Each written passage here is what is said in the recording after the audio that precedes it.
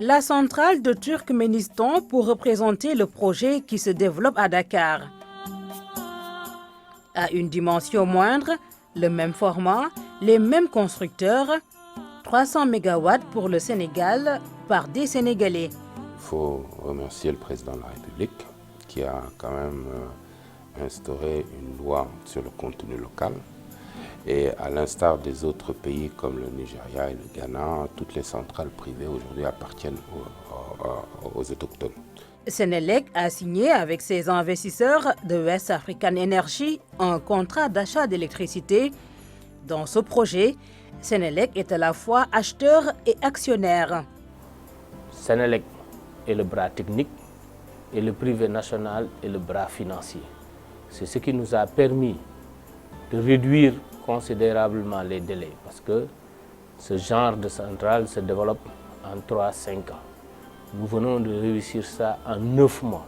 L'autre fait inédit et qui est important, c'est que Senelec possède 15% des actions. Qui sont les hommes d'affaires sénégalais derrière cette plus grande centrale du pays? En voici un, Khadim Ba, directeur général de Locafrique. Ma motivation première, c'est quand même l'appel du président de la République qui a quand même demandé à ce que le privé national soit le moteur quand même de la relance économique. Le jeune investisseur a dernièrement associé son nom à la Société africaine de raffinage dont il est l'actionnaire majoritaire. Avec cette centrale, il ouvre un nouveau chapitre d'investissement. Le Sénégal peut compter sur ses fils quand même parce que nous avons la connaissance et l'expertise pour pouvoir mobiliser ces ressources financières.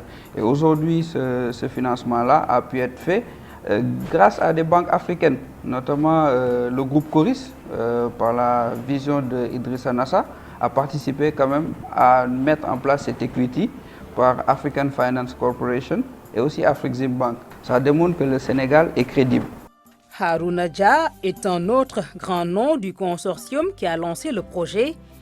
Du Burkina Faso où il a installé ses quartiers depuis des décennies, il nous entretient du sens de son engagement. Nous avons tous une ambition de faire quelque chose d'original, d'innovant et qui va, avec notre époque, qui va aussi appuyer la politique que le président de la République a lancée. Plus connu dans le domaine de l'industrie de la pêche et de l'irrigation, l'ingénieur hydroélectricien n'en demeure pas moins interpellé par les défis énergétiques. Et nous venons avec l'approche d'un privé, l'optimisation des investissements, une gestion rigoureuse et des résultats et une célérité dans les prises de décision, etc., etc. On vous donne rendez-vous d'ici 2 ans. L'énergie au Sénégal va être abondante et beaucoup moins chère. Harouna Dia, Khadim Ba, mais aussi Abdoulaye Dia, Moustapha Ndiaye, des fils du pays qui ont répondu à l'appel du chef de l'État avec cet investissement de 220 milliards de francs CFA. Ce sont tous des amis. Il est important, c'est-à-dire pour des actionnaires aussi importants, de pouvoir c'est-à-dire laisser leur marque quelque part. Que dire de Samuel Sarr qui apporte aussi son expertise? C'est ma 18e centrale privée que je suis en train de développer. Ma première était en 96, Gampawa, où j'étais quand même propriétaire. Après ça, j'ai fait Kipuvu 1, Kipuvu 2 au Kenya. J'ai fait Tanesco en Tanzanie. J'en ai fait 5 au Nigeria. Et j'ai fait Kunun 1 ici et Topen.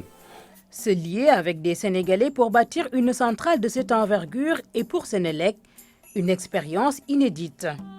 Jusqu'à présent, l'ensemble des IPP que nous avons sont détenus par des privés étrangers. Senelec, le premier IPP datant de 1998 avec GTI, il était donc nécessaire, après toute l'expérience que nous avons acquise dans ce domaine, de voir comment intéresser le privé national. C'est ce que nous avons fait. Au-delà de tout, cette centrale porte la stratégie Gas to Power. Cette centrale a des coûts de production qui sont 40% moins chers que ce que nous avons jusqu'à présent. Et demain, lorsque nous aurons le gaz domestique qui viendra du Sénégal, donc à des prix beaucoup plus compétitifs que le fuel que nous avons actuellement, ça va se répercuter sur le coût de production. Ces réductions de coûts ne feront que le bonheur du consommateur. Tous les contrats actant le démarrage du projet ont été signés. La mise en service est attendue début 2023. Une centrale plus propre et moins chère, fruit de l'audace de Sénégalais.